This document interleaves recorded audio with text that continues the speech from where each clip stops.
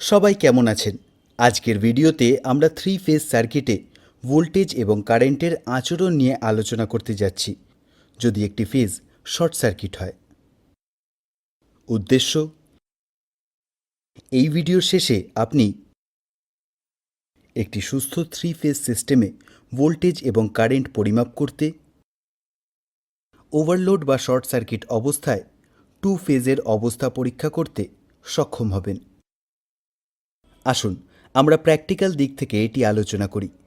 এই প্র্যাকটিক্যাল করার জন্য প্রয়োজনীয় যন্ত্র এবং উপকরণ সংগ্রহ করুন। Moving iron ammeter 10 amps 3 number. Moving iron voltmeter 300 volt 3 number. Load bank 1500 watt 240 volt 4 number. 4 pole MCB 16 amps 1 number. SPST switch 16 amps 2 number. Insulated copper wire 2.5 millimetre square 5 metre. একটি 3 ফেজ স্টার কানেক্টেড সংযোগ বা একটি 3 phase 4 wire system প্রস্তুত করুন। প্রতিটি ফেজে load 1500 watt 240 volt সংযোগ করুন। ফেজ এবং নিউট্রালের মধ্যে বি ফেজে লোডটি সিরিজ সুইচ S1 দিয়ে সংযুক্ত করুন, যেমন সার্কিট ডায়াগ্রামে দেখানো হয়েছে। সিরিজে 3টি অ্যামিটার A1, A2 এবং A3 প্রতিটি ফেজের সাথে যথাক্রমে R, Y এবং B সংযুক্ত করুন। 3টি ভোল্টমিটার V1, V2 এবং V3 সংযোগ করুন। প্রতিটি 2টি ফেজের মধ্যে R, Y এবং B। একটি 4 পোল এমসিবি এর মাধ্যমে একটি 3 ফেজ সরবরাহের সাথে সার্কিটটিকে সংযুক্ত করুন। S1 সুইচ দিয়ে সার্কিটটিকে চালু করুন। ট্যাবুলেশনে অ্যামিটার এবং ভোল্টমিটার রিডিং নোট করুন। মেইন পাওয়ার সাপ্লাই বন্ধ করুন। 3টি ফেজে শর্ট সার্কিট তৈরি করা বিপজ্জনক, তাই এর পরিবর্তে আমরা সেই নির্দিষ্ট ফেজে আরও লোড সংযোগ করে কারেন্ট দ্বিগুণ করছি।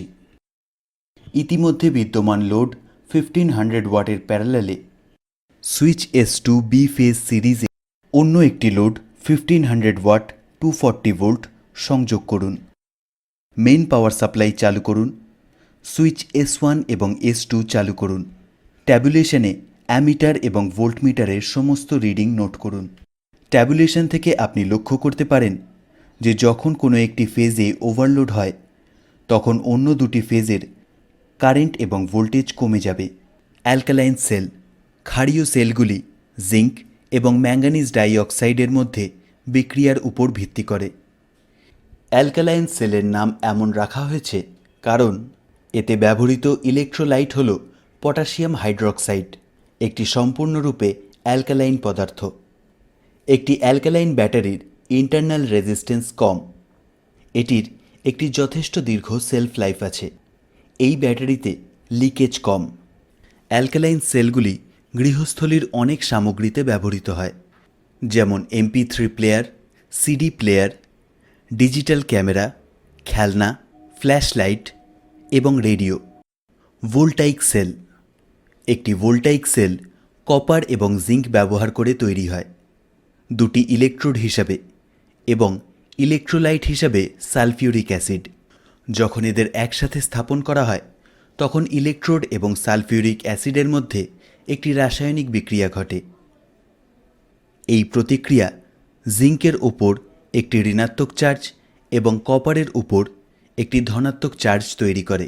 ভোল্টাইক সেলগুলিকে ব্যাটারিতে পরিণত করা হয়, যা বিদ্যুতের একটি সুবিধাজনক উৎস। Silver oxide cell silver oxide cell অনেকটা মার্কারি সেলের মতো। যাই হোক, এগুলি একটি উচ্চ ভোল্টেজ প্রদান করে 1.5 ভোল্ট এবং এদের হালকা লোডের জন্য তৈরি করা হয়। লোড কন্টিনিউয়াস হতে পারে, যেমন হিয়ারিং এড এবং ইলেকট্রনিক ঘড়িতে ব্যবহার করা হয়।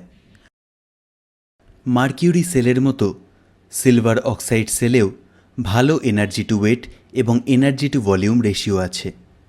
দুর্বল নিম্ন তাপমাত্রা প্রতিক্রিয়া এবং ফ্ল্যাট আউটপুট ভোল্টেজ বৈশিষ্ট্য আছে। দেখার জন্য ধন্যবাদ। আপনার দিন শুভ হোক।